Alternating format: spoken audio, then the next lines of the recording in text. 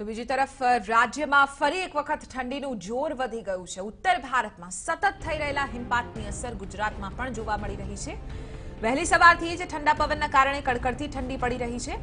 અમદાવાદ, ગાંધીનગર, ડીસા, નલિયા સહિતના શહેરોમાં હાડ થીજવતી ઠંડી પડી રહી છે। મહત્વનું છે કે છેલ્લા 2 દિવસથી ઠંડીનું જોર અહીં ઘટ્યું હતું, પરંતુ ફરી એક વખત ઠંડી વધી જતા લોકોની મુશ્કેલીમાં વધારો થયો છે।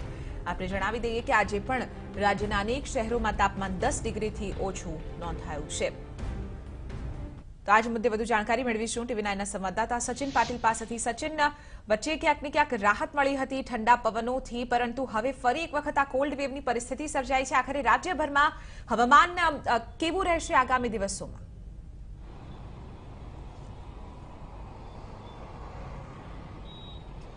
ચિત્રા, હવામાન વિભાગ જે પ્રકારે આગાહી કરી રહ્યું છે તેનાથી તો એવું લાગી રહ્યું છે કે હવે જે 2 દિવસની રાહત હતી એ 2 દિવસની રાહત બાદ હવે તકલીફો વધવાની છે, કારણ કે ટેમ્પરેચર છે એ ખૂબ ડાઉન જાય એવી શક્યતા છે।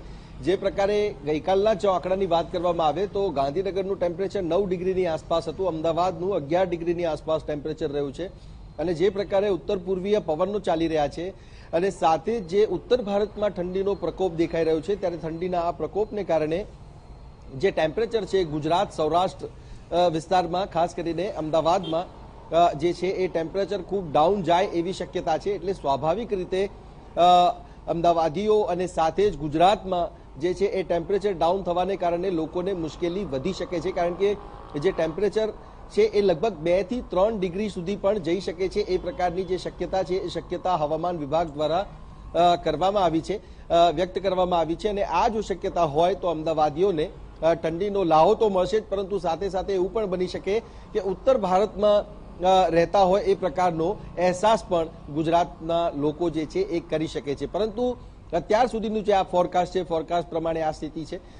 હજુ જ્યારે ફર્ધર ફોરકાસ્ટ આવશે ત્યારબાદ બીજી સ્થિતિ જે છે એ સ્થિતિ સ્પષ્ટ થશે, પરંતુ અમદાવાદીઓએ તૈયાર રહેવું પડશે આ પરિસ્થિતિની સામે લડવા માટે। બિલકુલ, આભાર સચિન સમગ્ર મામલે જાણકારી આપવા બદલ। તો હજુ પણ જે રીતે અમારા સંવાદદાતાએ જણાવ્યું કે આગામી દિવસોમાં પણ ઠંડીનું અનુમાન લગાડવામાં આવી રહ્યું છે। તાપમાનનો પારો વધુ 2 થી 3 ડિગ્રી ગગડી જાય તો નવાઈ નહીં રહે, કારણ કે જે ઉત્તર ભારતમાં હિમપાત થઈ રહ્યું છે તેની સીધી અસર અહીં ગુજરાત ઉપર જોવા મળી રહી છે।